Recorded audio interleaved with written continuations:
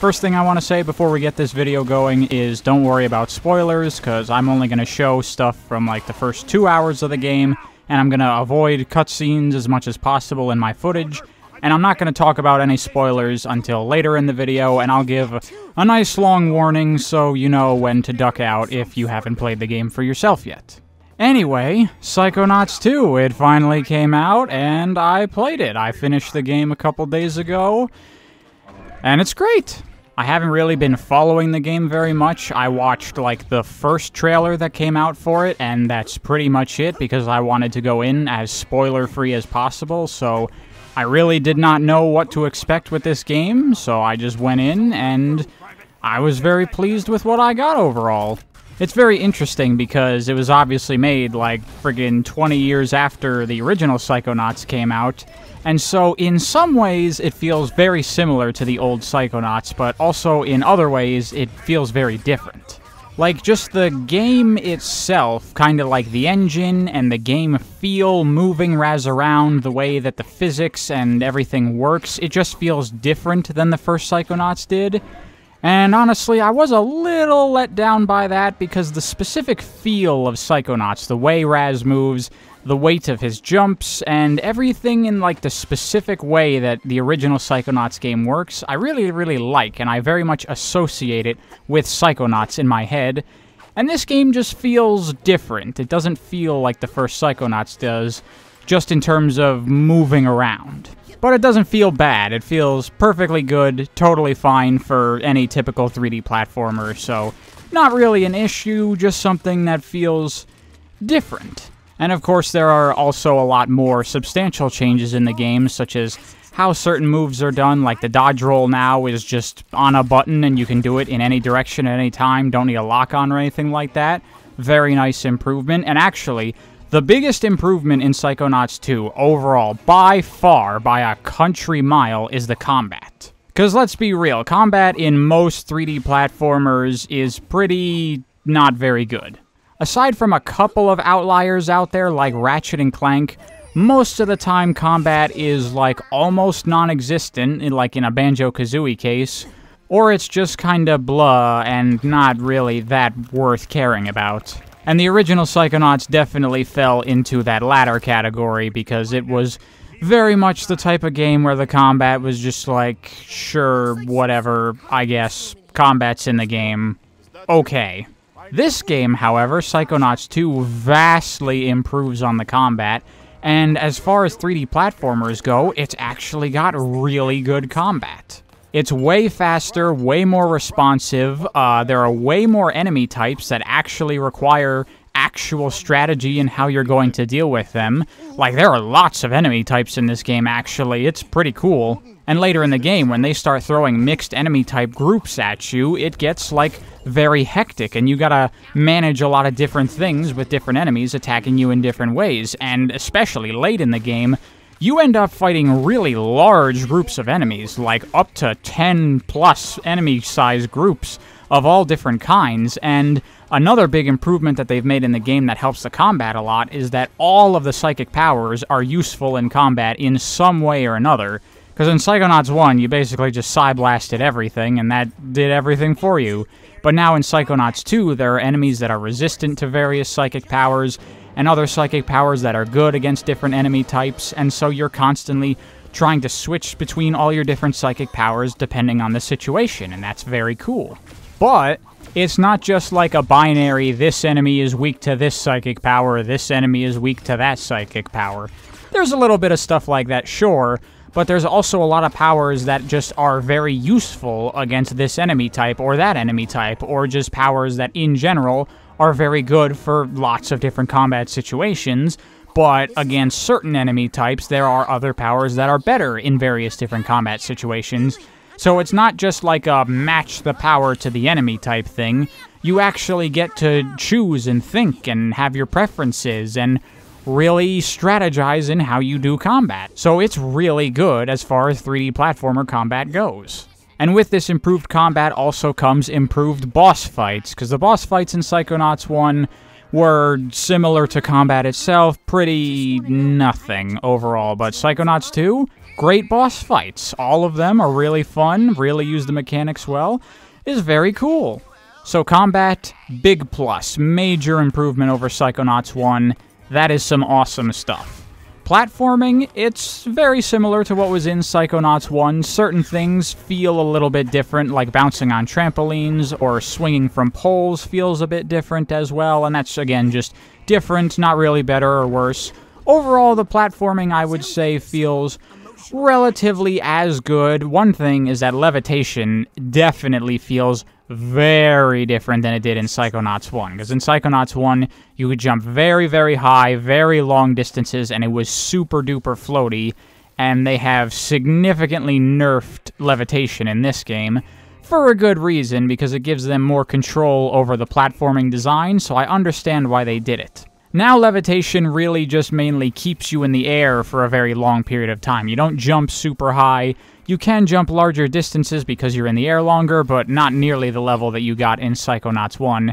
And it also doesn't pick up momentum when you're going downhill nearly as much as Psychonauts 1 did. The hover now also eventually runs out, so you cannot just slowly descend forever. So it means you can't make as big of gaps anymore, and you can't descend from big heights by just slowly levitating down.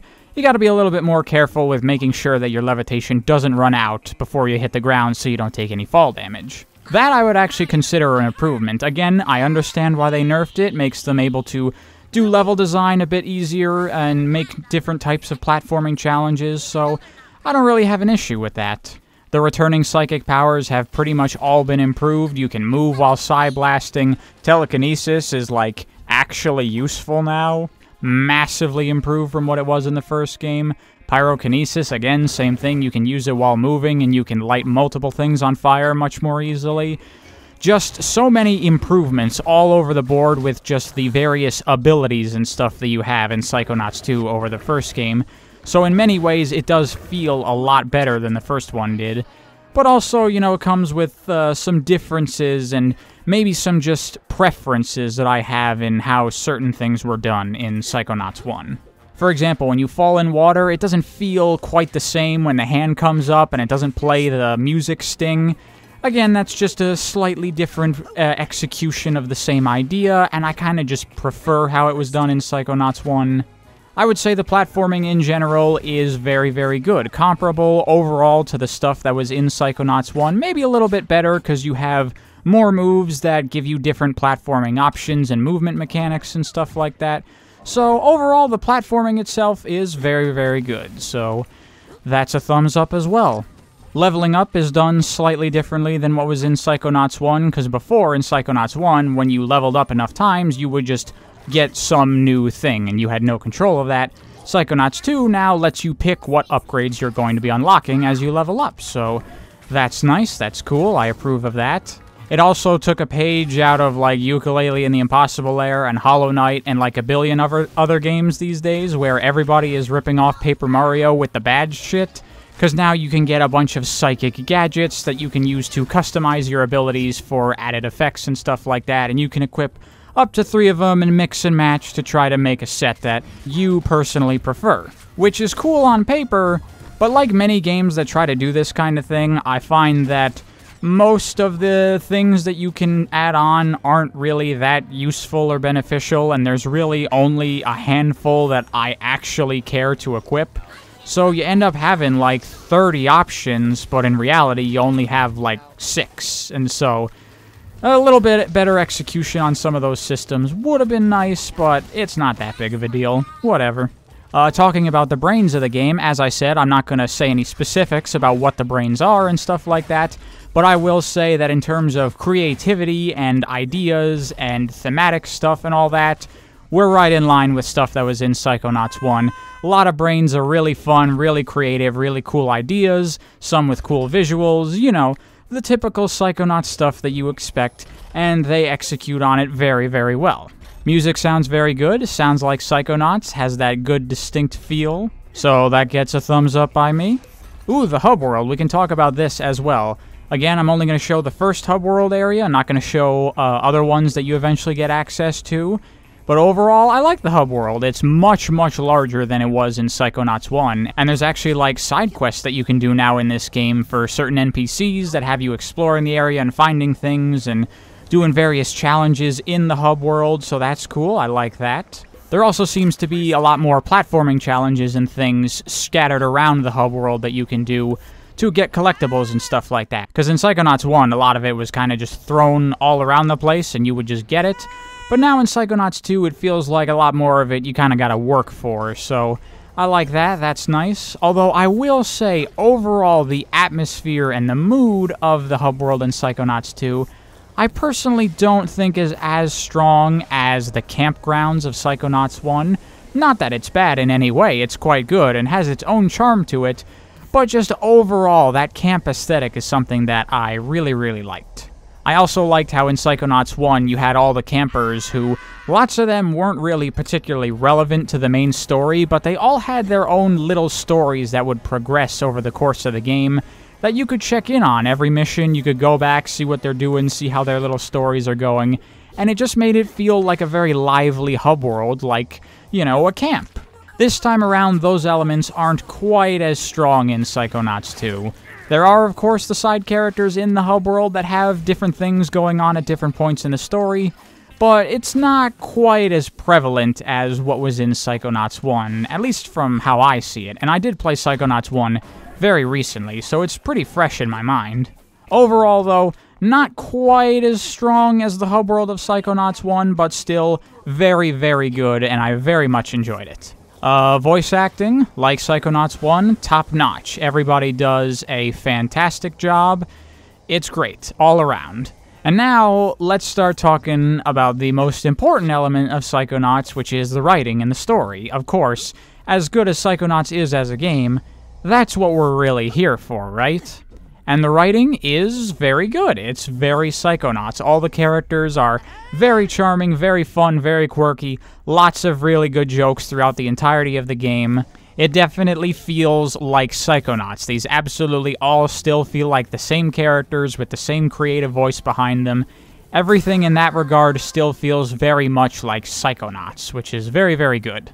By the way, I would highly recommend, if you don't have a VR headset, just watch a quick 1-hour playthrough of somebody doing Rhombus of Ruin, because there is stuff in that that is relevant to things that happen in Psychonauts 2. Now, the writing of Psychonauts 2, in terms of the characters, the creativity, the comedy, all that stuff, great all around. The story itself, though, while it is still very good, and I enjoyed it a lot, and thought it was very, very entertaining and engaging, I do have a couple of problems with it here and there that I'll get into when I start talking spoiler stuff. I'm not going to say anything specific right now, but I will say that there are a couple of choices that were made in terms of how the story goes that I was not a huge fan of creatively. And overall, I do think I would say that Psychonauts 1 has a stronger story than Psychonauts 2 does. But like everything else, while I might prefer it in Psychonauts 1, it's certainly not bad in Psychonauts 2. Just, I think overall, everything comes together a bit better in Psychonauts 1, and what Psychonauts 1 was going for, I just kinda personally prefer. Oh yeah, one other thing that I have to talk about. This is my biggest issue with Psychonauts 2 as a game, which is that if Psychonauts 2 vastly improves over Psychonauts 1's combat, there is one part of it that it vastly makes worse than what was in Psychonauts 1, and that is the adventure game elements, because Psychonauts 1, it's kind of a hybrid 3D platformer / adventure game, which makes sense considering Tim Schafer and the games that he had made prior to Psychonauts, that his 3D platformer would have a lot of adventure games elements in it. And it did. It had an inventory, it had, you know, puzzles that were very logic-based, where you had to give the right item to the right person in the right situation, or use items in specific ways. Things like that, but it also extended into the use of, like, the powers, where you would have to use the powers to solve logic puzzles and get through situations just based on figuring out what made sense to do. And that stuff isn't really very prominent in Psychonauts 2. It's much more of a straight 3D platformer this time around than the first game was. Like, there's no inventory, there's no items, so don't expect that you're going to be, you know, interacting with different objects using items like you did in the first game. That's gone. And in terms of using powers to interact with the world in different ways, that's done in a much more, like, dumb way in Psychonauts 2, where, like, before in Psychonauts 1, if you think of, like, certain scavenger hunt items, you had to solve some kind of logic puzzle in order to get a lot of them, where it was just there, and you just couldn't get it, and you're like, how do I get that? And then you're like, oh, that power, that's how I get it. I can use that power here to do this thing, and now I got it. But at Psychonauts 2's version of that is it will just put the same hazard in multiple different places in the game where there's one very obvious solution to it, and that solution is just use the right power on it. You don't even have to use it in any kind of unique way or special way or way that requires any amount of skill. It's just like, get the power that you need, go to the thing, use it, puzzle solved. And that's like most of the puzzles in the game. It's just, oh, here's something that I need to use this power for. Here's something I need to use that power for. And it's not really much of design in terms of puzzle or anything. It's just like, do you have the right thing? It's more just like to gate the player from having it at this current point in the game and forcing them to come back for it later. And actually, that's how a lot of the abilities overall in the game work, is it's much more of just like a use it thing without a particular, like, any specific way you have to use it. It's all very binary, like you just use the power and it works. Wall jumping, you just touch the wall and you keep hitting jump and it just works. There's not a whole lot of, like, using these things in clever ways, in creative ways, in inventive ways, in skillful ways. It's just kind of a lot of situations where it's like, here's a thing with only one obvious solution that doesn't require any skill or any thought whatsoever to do. Just do it. And so that was really, really disappointing for me. Psychonauts 2 is no longer a 3D platformer / adventure game. It is now just a 3D platformer, and that is one thing that for me was quite a bit of a letdown, I must say. And by the way, they did not do almost anything to make 100%ing the game less of a pain than it was in the first game. I would still, just like Psychonauts 1, not recommend going for 100% in Psychonauts 2, because hunting down those last couple of figments is going to be a giant pain in the ass, because there's no real way to know where they are in the brains that you still have figments remaining. Same thing with emotional baggage and all the different types of collectibles that they've added. There's just no real good way to track these things or try to narrow down where they are. They're just like, it's in this brain somewhere, and this brain is made of 12 different areas that you can travel between. Go find it. And in fact, at least at launch, it's actually possible to lock yourself out of 100%ing the game at all, at least currently. Maybe they'll patch it later to fix it, because personally, my save file is un-100%able because I missed a couple of figments in an area that you cannot go back to.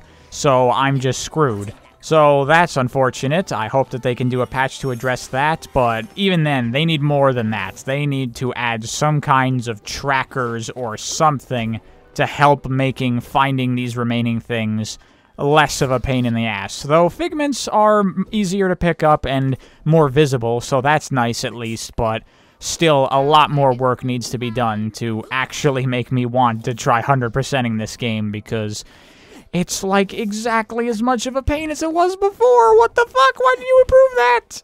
So overall, to summarize my thoughts about Psychonauts 2 before we get to spoilers, is I would say it's a great game. It's very, very good, and it definitely feels like a worthy successor to Psychonauts 1. It's not quite as great as Psychonauts 1 was, in my opinion, but it's still a great game, and I am very, very happy with it.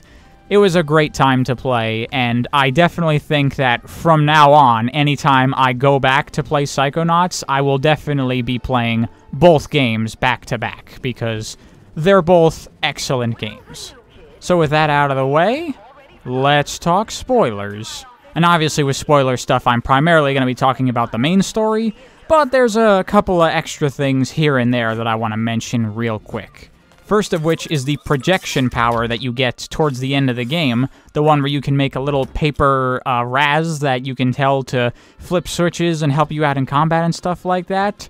Dude, I absolutely freaking love that they got the voice actor that plays Gur to play your little projection, because obviously Raz is voiced by Richard Horvitz, who also did the voice of Zim, and so now, with the voice actor of Zim, you get a little sidekick that you can tell what to do, and he's kind of dumb and stupid and makes lots of little jokes, and he's kind of like an annoying little brother type character, so it's like almost the exact same dynamic as Zim and Gur recreated, and that's just such a nice little nod to Invader Zim and their other work together. I think that was super duper awesome that they chose to go with Gur's voice actor to be the voice of Raz's little projection. That was super awesome when I heard him start talking, to realize that.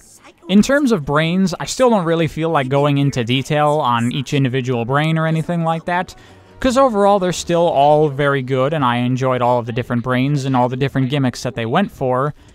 But I will say, I don't think that there's anything quite as strong as the Milkman Conspiracy and the Napoleon board game brains that were in Psychonauts 1. Those were always my two favorite brains in that game, and now they're my two favorite brains overall in both Psychonauts. I do think those two are stronger than anything that's in Psychonauts 2. But all the brains in Psychonauts 2, I would say, are pretty much in line with all of the other brains that were in Psychonauts 1, in terms of quality and creativity and fun and charm and all that kind of stuff. So, overall, in line with what was in Psychonauts 1, but didn't quite have the same peaks that Psychonauts 1 did, at least for me. But the real thing I want to talk spoilers on is the story, because as I said before, I have a couple of issues with the direction they went with the story of Psychonauts 2. So obviously, Psychonauts 1 ends on that cliffhanger of Truman Zanotto being kidnapped. Rhombus of Ruin covered that story, and now we're picking up after that. Which, by the way, when I was watching a playthrough of Rhombus of Ruin, the way that it was written and executed and how some of the dialogue ended up working out, it made me feel like Oleander was not originally in that game, and maybe Tim was like, hey, I'm putting Oleander in Psychonauts 2, so shove him into Rhombus of Ruin somewhere, you know, make that work. Because he feels very detached from the rest of the game in Rhombus of Ruin. So I feel like that was a retroactive addition in that game. But whatever, that doesn't really matter. Psychonauts 2. My main issue with Psychonauts 2 is that you have the Truman Zanotto capture thing, and you also have a couple of loose ends that were left open in Psychonauts 1, like Raz's family and their being cursed by water, and Ford and his mind being shattered and broken, and him having all of his different personalities and stuff, and Raz's dad mentions that his family has many enemies, and that's why he was trying to prevent Raz from becoming a psychic, and all these different little disparate ideas that they had, you know, teasing things to eventually maybe expand upon in future Psychonauts games. Well, now we finally got a future Psychonauts game, and they did expand on all those things, but they did it in a way that I'm not really a fan of, and it's something that you kind of see relatively frequently with writing, and I'm not going to say it's bad or lazy writing in particular, but I don't particularly like it. And it's when you take all of the elements of backstory that you've teased throughout a series, and you connect them all together, and it turns out these were all one related event. I'm really not a fan of that, and especially how it's done in Psychonauts 2. It also means, like, backtracking and retconning a couple of different things that I really don't like. Like, for example, Raz's dad is psychic. We learn that at the end of Psychonauts 1, that he didn't really hate psychics, and he was just trying to protect his family. That's why he didn't want them becoming psychic. But he was a strong enough psychic that he was able to get into Raz's mind, and when he transferred all of his psychic power to Raz, Raz became super powerful at the end of Psychonauts 1. So to me, that says that Raz's dad was a very powerful psychic. But now, suddenly in Psychonauts 2, he's like just starting to get a hang on the basics of psychic power. And that just seems like, what? But before, he did all this other psychic stuff. what happened? Seems like a retcon to me, where you're just changing what happened before. And also, it still really doesn't explain very explicitly why Raz got the impression that his dad hated psychics so much. They kind of just mention that he didn't like psychics and he told his kids not to like them, but it still feels very incongruent with the fact that in Psychonauts 1 he was a powerful psychic. I guess it works better in the way that they did in Psychonauts 2, where he wasn't a powerful psychic and he's just starting to get the hang of things, but it still doesn't feel quite right with what was in Psychonauts 1, so I'm not particularly happy with that. Another retcon that I was not a fan of is Ford Cruller. In Psychonauts 1, when Raz first meets Ford, he says specifically, "You're Ford Cruller, the greatest agent the Psychonauts ever had," or something like that. But what we learn in Psychonauts 2 was not only was Ford, an amazing Psychonaut, he was actually the founder of the Psychonauts, and with Raz being as knowledgeable as he is about the Psychonauts, you think that when he would meet Ford Cruller in Psychonauts 1, his response would be, "You're Ford Cruller, the founder of the Psychonauts." But he doesn't say that, because I highly doubt that the original intention was for Ford to be the founder of the Psychonauts. Again, that feels like something that was retconned in for Psychonauts 2. Not that I hate the idea of Ford being the founder of the Psychonauts, but it doesn't feel like that's what his character was supposed to be in the first game, and we're not continuing with what his character was, we're changing what it was to make it work for this new story. And also, the Psychonauts, to me, just feel like an organization that's been around for longer than that. I mean, I guess Ford is pretty old, so the Psychonauts would be around for a long time either way. But I don't know, it feels to me like Ford would have been an agent who joined an already established Psychonauts and just was an exceptional agent. That's always the impression I got out of it. But who knows, and maybe for all I know, I'm completely wrong about all this stuff, and this was always meant to be connected in this way, but it really doesn't feel like it. Because when I say things are all connected, of course I'm talking about the other retcon, which is that Ford's mind in Psychonauts 1 was shattered from a terrible psychic duel, as they say. But in reality, no, that's not what happened at all. First of all, it wasn't a duel, it was like 6-on-1. And secondly, Ford's mind wasn't shattered until well after that duel was resolved. Because obviously they do the whole Maligula thing, and Maligula, turns out, is Raz's grandmother, and she's the one that put the curse of water on his family, even though it's not really a curse, it's just a phobia that she instilled on her family. And, like, this is what I'm talking about, like, connecting Ford's duel that shattered his mind to Raz's family and the curse that was placed on his family, and having the people that cursed him also be the people that are in his family, but are also the people that were dueling with Ford way back when, and also that is related to the Truman Zanotto kidnapping, because the villain is a guy that was related to Maligula. It's like, connecting all these things really feels like a retcon of what all these things were originally supposed to be. Again, I don't know. Perhaps this was always the intention with all of these things, because there is the campfire in Psychonauts 1 where there are those 7 totems and the one of them is broken. So there clearly was always some intention for there to be some kind of Psychic 6 or 7 or something like that. But I always thought that was just kind of like a hall of fame of great Psychonauts that had existed in the past. I certainly didn't think that was the 6 founders of the Psychonauts, and that the 7th one was this crazy supervillain that also is the one that cursed Raz's family, that is also his grandma, but is not really his grandma, and all this kind of stuff. It really feels like taking a bunch of stuff that was there before and doing things with it that it was not meant to be done with. And because of that, I will say that it does kind of feel like this is not the Psychonauts 2 that would have existed in a different world. Like, if we lived in a different alternate dimension where Psychonauts 2 was made, 2 or 3 years after Psychonauts 1, I feel like it would have been a very different game. Overall, obviously, because the technology would be very different, and the team would be very different, and the platforms that the game would be made for would be very different. But story-wise as well, I feel like these ideas definitely came from someone that was reapproaching this material much later. Again, I don't know, maybe this was always the plan, but this is just the impression I get.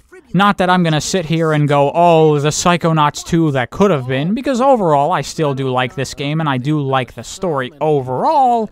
It's just that these choices, to me, it's just a very, I don't know, cliche or cheesy thing to say that Raz, who before was just a very psychically inclined boy that was under some curse, it turns out now he's related to the creation of the Psychonauts and the most important Psychonaut event that has ever occurred in history, and he's also related to his hero, Ford Cruller. It just seems very, I don't know, hackneyed to connect all these things. Like, it feels like Star Wars, where suddenly everybody's related and everybody has history with everybody, when it just doesn't really work for me. I would much prefer a story where it was related to the characters and what they had in their past, but that these were not all one singular series of events that led to every single thing in Psychonauts occurring. I'm just not a very big fan of those choices that were made. But in respect to those choices being made, once you make those choices, I think they did a pretty good job telling the story that they came up with. I just kind of would have preferred the story to go in a slightly different direction.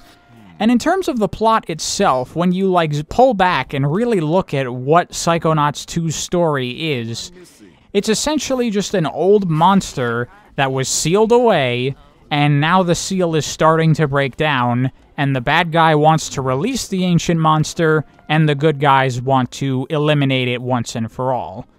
That's really all that the plot is. There's just a lot of, figuring out that that's what's going on.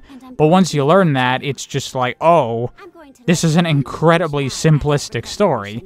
Not that that's a huge problem. Psychonauts 1 was also a very simplistic story. It's just very weird that you have all this convoluted stuff of revelations of all this stuff, but once you get down to the nitty-gritty, it's a very common and typical kind of ancient evil that is coming back type of story. And I don't know, that kind of just feels a little bit lame. But it doesn't really matter too much because while the plot itself is very generic, it works because of the emotional investment of the characters and the feelings we have and all that kind of stuff. That's what the real focus is on. But actually, I do also have some issues with that stuff. Because the main emotional conflict in this game is essentially the tragic events that occurred long ago with the Psychic 7, and, their falling out with Maligula and all that stuff, and how that damaged all of them and had them go in their separate directions. It's basically just a group of old friends coming together to overcome this traumatic incident that splintered their friend group. And that's fine, that's a perfectly good story. I really like stories like that are focused on the characters and their feelings and overcoming problems. In fact, that's very much thematically what Psychonauts is all about. Going in people's minds and helping them work through their internal problems. So I think that's great overall. But personally for me, it didn't quite all work out because I really don't care that much for the Psychic 7 as characters. That you don't really spend that much time with any of them individually, and as characters, they're not, super likable and charming or anything. So while they're going through all these different emotional struggles and trying to overcome them, I'm not personally that invested in their stories, because I just don't really care that much about these characters. The only one that I really care about is Ford, but other than that, overall, all these other characters trying to recover from this incident, I'm just like, okay, sure, you recovered from it, that's cool. Whereas in Psychonauts 1, while you were helping the patients at the asylum deal with their stuff, they weren't really that integral to the story, so it was okay not to get emotionally involved in their conflicts, because they were kind of mostly joke characters that pushed the plot along a little bit. But these characters are kind of the central focus of the whole story, and that does not work as well for me as Psychonauts 1, because in Psychonauts 1, the main emotional conflict ultimately ended up being about Raz himself. And Raz is a fantastic character, very likable, and I'm very invested in his conflict. And his personal conflict kind of takes a back seat in Psychonauts 2, because after the situation with his dad being resolved in the first game, he doesn't really have that much left going on. There's the thing that's introduced in Rhombus of Ruin where he's not really sure of his relationship status with Lily, which I feel is very shoehorned in, because, I mean, in the first game, which is only a couple of days prior to this, she was all over for him. She was like goo goo gaga all over this kid, and then suddenly, out of nowhere, he's like, but is she really my girlfriend? I mean, they're kids, so I guess you can argue that that's fine, but I don't know, I find that kind of hard to buy. In fact, I think it would have been a much better direction to reapproach that kind of romance that was in the first game, because ultimately, these kids are only 10 years old. Like, they can't really have an emotional relationship when they're that young. So tackling that, I think, would have probably worked better. Like, actually approaching this of, do they really have feelings for each other? Are they really in a relationship? Are they mature enough to feel that kind of way about each other? You know, approaching that kind of story, I think that probably would have worked a bit better than just this very forced, does she really like me, though? And ultimately, that doesn't go anywhere. It's just, at a certain point, it's, oh yeah, she does. What the hell was the point of that entire story arc? The only other real major thing that Raz has going on for his story is his family, and that's the part that is very strong. His overall family, some of them are accepting of him being a psychic like his dad and such, and, you know, they're trying to come to terms with accepting that their son is a psychic, even though this family was against psychics for so long. And I like that. That works, that conflict within the family of trying to welcome psychics as a part of their family. I really liked that. I thought that worked. But that ultimately is kind of like the sideline for the main story elements. And the other main conflict Raz has is kind of just learning that his Nona is Maligula. But I don't really feel like that has that much importance behind it, because ultimately she still is his Nona. She's the one that was there while he was growing up, while that whole family was growing up. They still care about her, and she still cares about them. The fact that she's not really their grandma doesn't really matter. The fact that she's Maligula, that does matter, but it ultimately kind of doesn't, because Maligula isn't really her. It's an entity inside of her that they end up getting rid of, so it ends up just being kind of a plot revelation more so than really having any significant character weight for Raz. So Raz himself kind of ends up feeling kind of like a backseat character, like he's just the one that's pushing this story along, that's actually about the Psychic 7, and he's just kind of tangentially related to it. And it doesn't really focus in on the stronger elements, which is Raz and his relationship with his family, which I think would have been a better focus point, but it's ultimately just not what the story was about. One other thing I want to mention is I'm surprised how much Psychonauts 2 mimics Psychonauts 1 in terms of structure, because you have that first hub world in the camp and Psychonauts headquarters / the quarry, and then you have your first couple of brains you do there where it's relatively pedestrian stuff going on, mainly training and pushing the story forward a little bit. In Psychonauts 1, it's the brain tumbler. You gotta keep going back and forth to get more abilities to progress further in that. In Psychonauts 2, it's all the different Ford mines that you have to enter, and that requires you entering different mines to get access to those mines. So that's kind of like the first chapter of the game. And then Chapter 2 is when you get the hub world change, where it changes to nighttime, and now you have these more disturbed characters that are more separate, not as related directly with each other. Like in the first game, it's the teachers. In the second game, it's a bunch of people at Psychonauts headquarters. But now it's, you know, people in the asylum and these old members of the Psychic 6 who have isolated themselves, and you do all of those brains, and then that leads you up into the ultimate finale brain.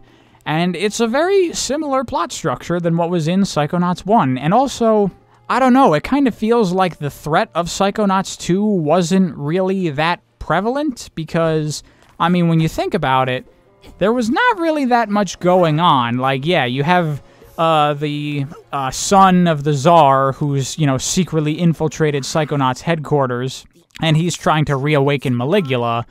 But at the beginning of the story, we don't even really know that there's any chance of Maligula even being alive. Like, yeah, there's the necromancy shit that they allude to, but ultimately that doesn't really end up being relevant. It's just a red herring. And when you think about it, there's a lot of convenient coincidences in this game, particularly the fact that Raz becomes a Psychonaut and comes to Psychonauts headquarters.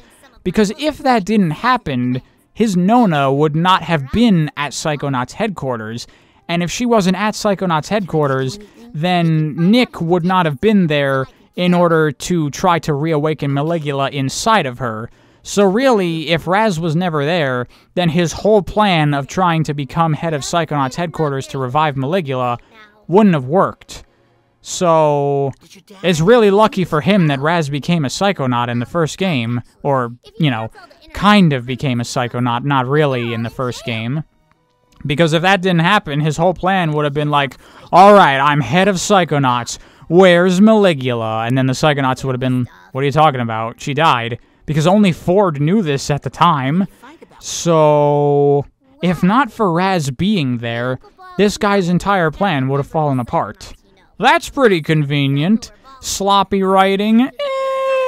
Kind of a little bit, but I'll give it a pass, cause I don't care, I like Psychonauts. Though there are a couple of other examples in the story of really convenient things that just happen to tie together, and you're just like, okay, I guess that works. But they didn't bother me that much. I think that about covers all of the gripes I have with Psychonauts 2's story, and I know, it was a lot. I had a lot of criticism to give, and that might make it sound like I was very displeased with the story of Psychonauts 2, but in reality I wasn't. I still did enjoy the story, and I still liked it and had a good time playing through it. It's just that, overall, I feel like there probably could be a better story out there with the title Psychonauts 2 printed on it. So it's more just a feeling of like, it could have been better, but it's not bad. My final closing thoughts on Psychonauts 2 is, I'm very happy this game finally exists. This is one of those long-time sequels that people have been wanting to happen for forever, but they just never happened. And personally, I had completely given up any faith of Psychonauts 2 happening. When I saw that announcement for Psychonauts 2, I couldn't believe that it was actually finally happening. I was blown away by that. That was completely unexpected. I thought we would never see a Psychonauts 2. And so the fact that we finally have a Psychonauts 2, and it's really, really good, even if it's not ideally what I maybe would have hoped for, I'm still very, very, very happy with Psychonauts 2. I think this is a great game. I definitely foresee myself coming back to this game and playing it many times in the future. And overall, I'm very, very pleased with it. And I hope there is a future one day for more Psychonauts adventures. I mean, probably not anytime soon. This game took like 5 years to make. I'm sure the people at Double Fine are in the mood for a nice, long break from any and all Psychonauts, and I don't blame them one bit. That's fine. I just hope that one day we can eventually see some more stuff in the Psychonauts universe, whatever that's going to be. In the end, I am very, very pleased with this game, and I sincerely thank Double Fine from the bottom of my heart for working so hard to finally make Psychonauts 2. They did it, they finished it, and it is a great game. So, thank you very much, Tim Schafer and everybody at Double Fine who worked super hard to make this game. Y'all did a fantastic job.